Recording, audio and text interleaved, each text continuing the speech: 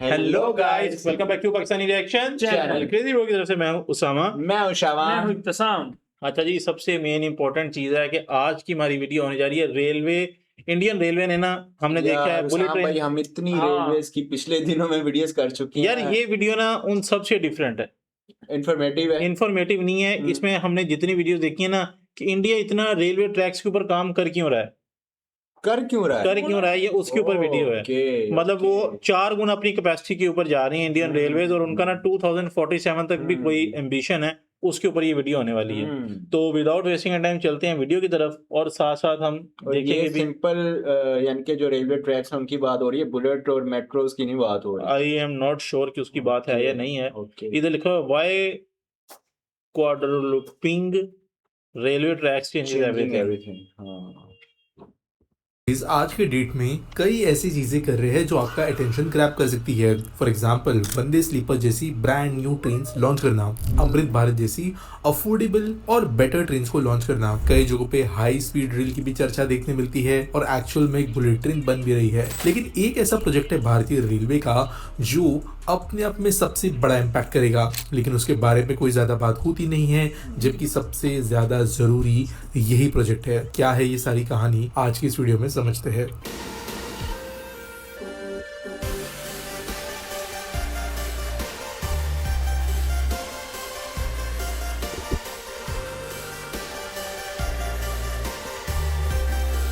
ये भी मेरे ख्याल कोई ब्रिज बन रहा है हाँ, उसके लिए। ये वही है मेरे ख्याल। नहीं, ये टनल है कोई। दोस्तों, आज के डेट में अगर मैं आपसे पूछूं कि रेलवेज के अंदर सबसे बड़ी दिक्कत क्या है, तो कई आंसर्स आ सकते हैं। फॉर एग्जांपल, क्लीनलीनेस हो गई, सर्विस हो गई, पंक्चुअलिटी हो गई। लेकिन one of the biggest issue ये है कि टिकट ही नहीं मिलता। स्पेशली मैं अगर रिजर्वेशन की बात करूं तो आपको जो है वेटिंग लिस्ट का खेल, आरएसी का खेल, इन सब चीजों में ही पड़े रहना पड़ता है। और एक्चुअल में एक समय रेलवेज का आएगा भी या नहीं, जब आप टिकट खरीदने जाओ और टिकट अवेलेबल हो, ये जो है सपने के जैसे लगता है। लेकिन इसके लिए जो सॉल्यूशन रेलवेज ने सोचा है वो एक ही चीज से आ सकता है, वो है कैपेसिटी बढ़ाने से, यानी कि ज्यादा ट्रेन को चलाने से। और इसके लिए कई लोग कहते हैं कि रेलवे ट्रेन ज्यादा नंबर में चलाने के लिए कई सिग्नलिंग अपडेट्स की जरूरत है, कई कवच जैसे सिस्टम्स के आने की जरूरत है, कई जगहों पे न्यू रेलवे लाइंस की जरूरत है, और ऑब्वियसली कई सेक्शंस पे न्यू ट्रेन चलाने की जरूरत है। लेकिन इसको पॉसिबल बनाने के लिए काम आता है रेलवे लाइन का क्वाड्रुपलिंग, और कई जगहों पे 6वीं लाइन तक जो है एक्सटेंशन करना कॉरिडोर्स का। अच्छा, और ये चार। One of the biggest projects है भारतीय रेलवेज का, जो आज कई इंपॉर्टेंट सेक्शंस में एग्जीक्यूट किया जा रहा है, चाहे वो मुंबई के पास हो, दिल्ली के पास में हो, कलकत्ता वाले रूट पे हो, या साउथ के अंदर। लेकिन इसका इम्पैक्ट हम समझ नहीं पाते, एक एक करके समझते इसके बेनिफिट्स क्या है। सबसे पहले ऐसा नहीं है कि एक पर्टिकुलर ट्रैक रूट के लिए जब डबल ट्रैक्स आ जाती है तो कैपेसिटी सिर्फ डबल होती है। कैपेसिटी सिर्फ डबल नहीं बल्कि क्वाड्रुपल या कई बार उससे भी ज्यादा हो सकती है। थोड़ा आपको एक्सप्लेन करने की कोशिश करता हूँ। जब आप एक हाईवे को ज्वाइन कर रहे हो तो किसी भी कार के जरिए, किसी भी टैक्सी के अंदर, तो आपने ऑब्जर्व किया होगा कि जब आप हाईवे पे एंटर करने वाले एरिया तक पहुंचते हो, जंक्शन तक पहुंचते हो, उस पर्टिकुलर टर्न तक पहुंचते हो जहां से हाईवे की शुरुआत होगी, तब तक ट्रैफिक स्लो मूविंग होता है। लेकिन जैसे ही आप हाईवे पे पहुंच जाते हो तो गाड़ियां जो है तीसरे, चौथे, 5वें गियर पे शिफ्ट होती है, और उसके बाद में जो है ज्यादा स्पीड और ज्यादा डिस्टेंस आप कवर कर सकते हो। सिमिलरली रेलवेज के अंदर कई बार होता यह है कि जो ट्रैक्स आउटर में होते हैं, यानी भी किसी अर्बन एरिया या इंपॉर्टेंट स्टेशन के बाहर, वहां पे कैपेसिटी आज के डेट में भी अवेलेबल है। अगर आप मुंबई के अंदर किसी स्टेशन में बैठो तो आपको क्लियरली नजर आएगा कि लोकल ट्रेन जो 70-80 की स्पीड पे इजीली पहुंचती है, और 2 किलोमीटर के डिस्टेंस पे हमें स्टेशन देखने मिलते हैं, वहां पे भी 90 सेकेंड्स, 2.5 मिनट, 2 मिनट के फ्रीक्वेंसी में आते हुए नजर आती है। लेकिन जब आप भारतीय रेलवे के बाहरी सेक्शंस में जाके बैठो तो 15, 20, 25 मिनट में और कई जगहों पे घंटों के बाद एक ट्रेन नजर आती है।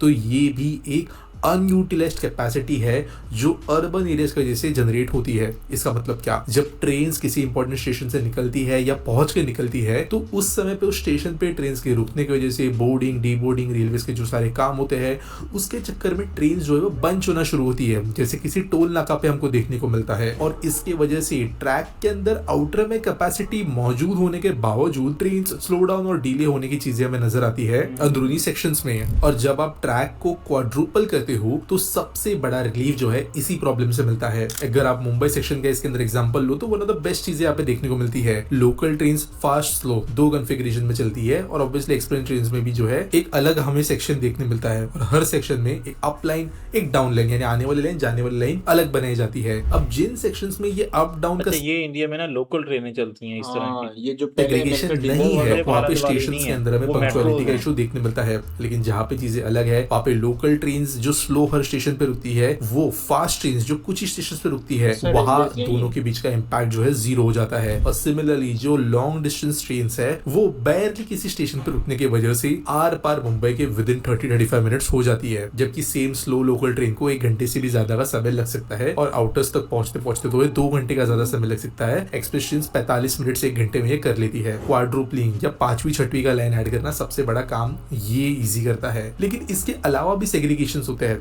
For example freight roots. हालांकि डेडिकेटेड फ्रेट कॉरिडोर्स ने बहुत हद तक मदद की है, लेकिन अभी भी ज्यादातर भारतीय रेलवेज जो है फ्रेट कॉरिडोर से कनेक्टेड नहीं है, सिर्फ वेस्टर्न ईस्टर्न भाग है। और यहाँ पे जब लाइंस क्वाड्रुपल होती है तो चाहे वो एमपी हो, छत्तीसगढ़ हो, सदर्न इंडिया के कई भाग हो, चाहे वो सीमेंट हो, पोर्ट लॉजिस्टिक्स के अंदर से आने वाला सामान हो, सीमेंट हो, कंटेनर ट्रैफिक हो, सब कुछ सेग्रीगेट करने का एक मौका मिलता है, स्पेशली फास्ट लाइंस के जरिए, और बाकी ट्रेन्स को ज्यादा खुला रास्ता मिलता है।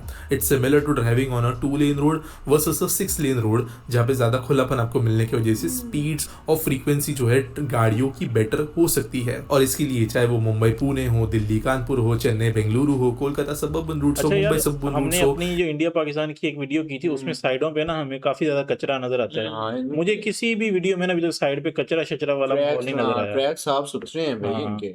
इन सब जगहों पे हमें मेजर क्वाड्रुपलिंग और 5th 6th लाइन के एडिशन का मौका, मतलब जो गोरों ने बनाई थी, भाई नहीं, ये सारा है इंडिया ने तो ट्रैक बिछाया है, हमने ट्रैक कम किया है, इंडिया ने ट्रैक, ये देख के पता लग रहा है नया ट्रैक मिल रहा है। कई सेक्शंस में जहाँ पे रिसेंटली क्वाड्रुपलिंग हुआ वहाँ एवरेज स्पीड 60 से 70 किलोमीटर पर आवर से बढ़ के 90 से 110 किलोमीटर पर आवर तक पहुंची। ओवरटेक्स रिड्यूस हो गए और सिग्नल स्टॉप्स भी रिड्यूस हो गए और पंक्चुअलिटी ओवरऑल बढ़ गई। पोर्ट, सिटीज, सब जगहों पे इनका फायदा देखने मिला। और क्वाड्रुपलिंग से जो है लॉन्ग टर्म प्लान बहुत हद तक इंप्रूव होता है, क्योंकि यहाँ पे ना सिर्फ 2x पैसेंजर ग्रोथ मिलता है कैपेसिटी के हिसाब से, लेकिन 3x फ्रीट ग्रोथ भी मिल जाता है, जो कि ऑब्वियसली डबल से कई गुना ज्यादा है। ये किस एंगल से ये मतलब रेलवे स्टेशन लग रहा है, रेलवे स्टेशन किस एंगल से लग रहा है? वाकई भाई जो एक्चुअल कैपेसिटी है रेलवेज की वो बढ़ती है। अब हालांकि अर्बन सेक्शंस के बाहर या बिजी सेक्शंस के बाहर क्वाड्रुपल ट्रैक्स या 6 ट्रैक्स जो है 4 या 2 में कन्वर्ट हो तो भी इसकी वजह से पंक्चुअलिटी ज्यादा इफेक्ट नहीं होती, क्योंकि आउटवर्ड में वैसे भी आपकी ट्रेन कम रुक रही है, ज्यादा स्पीड पे जा रही है और सेफ डिस्टेंस जो है लंबे समय के लिए मेंटेन कर सकती है। तो इसलिए मेजर कॉरिडोर्स में ही